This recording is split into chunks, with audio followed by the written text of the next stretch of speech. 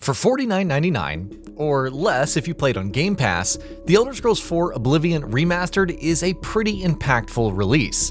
It showcases Virtuous's remastering skill on Unreal Engine 5, which is all the more important given that it's also working on Metal Gear Solid Delta, Snake Eater, and likely many other upcoming projects.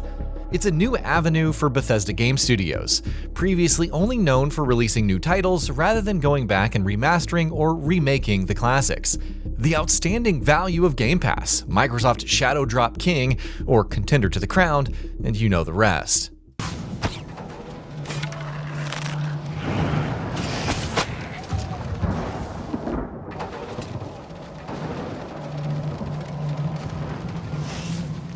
However, it also highlights how enjoyable the original Oblivion could be.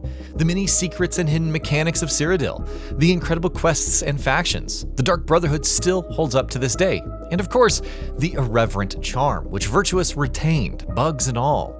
Though it touched up the gameplay plenty, especially with the combat and addition of a sprint button, the visual overhaul is undoubtedly the gateway into the remaster and fully appreciating how well things have aged.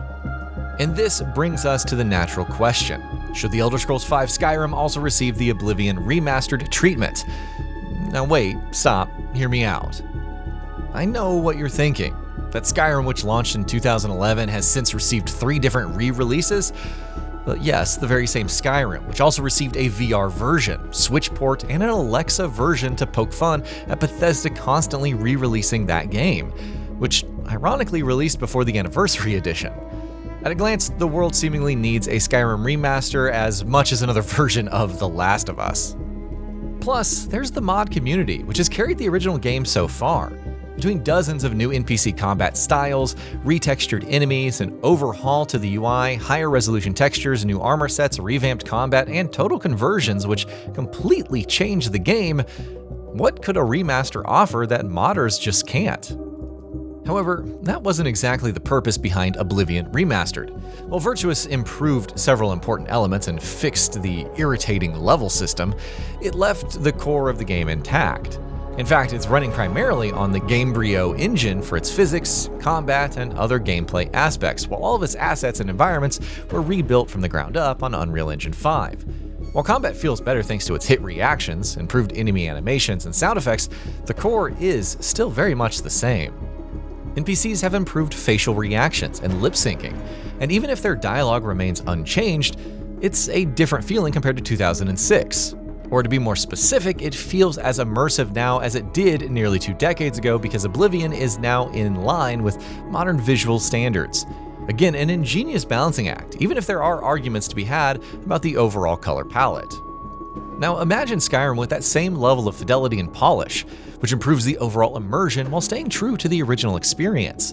That first moment when you encounter a dragon, but completely overhauled to meet 2025 graphical standards in more ways than just improved textures and effects.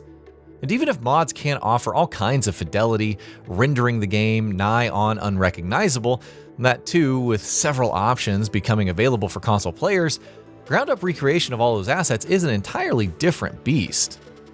And while there are worries about mod dependencies, especially since Oblivion Remastered launched without official support, users were able to implement their own solutions within the very first week.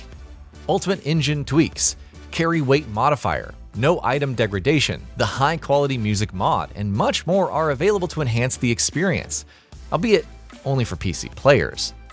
When these will make their way over to the consoles, well, that remains to be seen, but the fact that they're available so quickly on the PC version, which shadow dropped almost out of nowhere, the wait shouldn't be too long.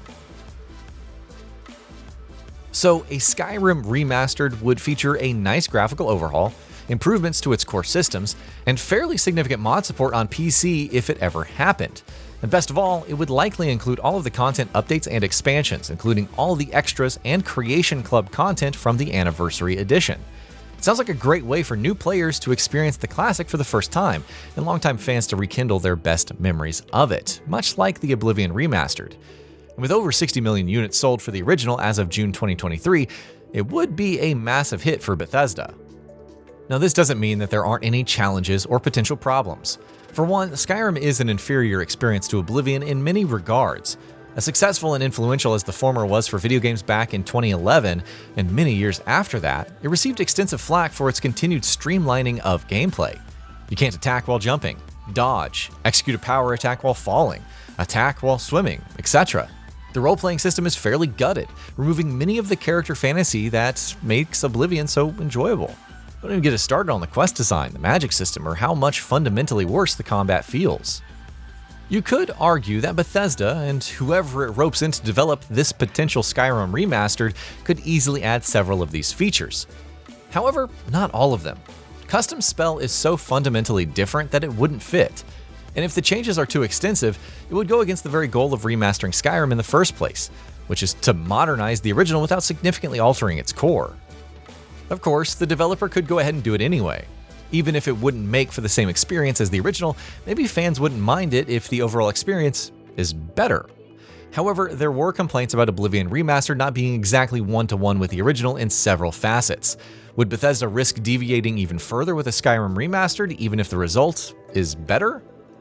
And if it does and sticks with Unreal Engine 5 for the foreseeable future, then you can likely expect more significant performance issues. If Virtuous is on board again, its experience could help mitigate the same, but it's difficult to say for sure. Another problem is the development schedule. Bethesda is working on The Elder Scrolls 6, and while it may very well launch by 2023 for all we know, Oblivion Remastered took 4 years to make. If Skyrim Remastered is greenlit, would it take the same amount of time, or would it take longer? Would it arrive before TES 6 or after? If it's the latter, will fans really care about the quality of life changes? Will newcomers want to dive in when something more contemporary is available? Unless the 6th game falls way below expectations, but Bethesda has never had that problem before, right? Starfield? It's also likely that the rumored Fallout 3 Remastered is being prioritized, and judging from rumors, that may be a long way off. If so, why commission a Skyrim Remaster when another title that's guaranteed to be a smash hit is coming up? Time will tell if Skyrim Remastered is on the docket or not. Bethesda is now aware of the sales potential behind its remasters, and while Oblivion Remastered is only $50, it could very well up the price for its future titles. Game Pass will still present significant value in that regard. Given the price increases for Xbox hardware, accessories, and first-party games, expect the subscription service to see another price increase.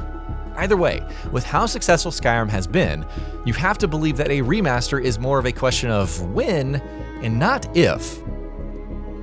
And that'll be about it for this one. If you guys like what we're doing at GamingBolt, please consider subscribing to our channel, and I'll see you guys on the next video.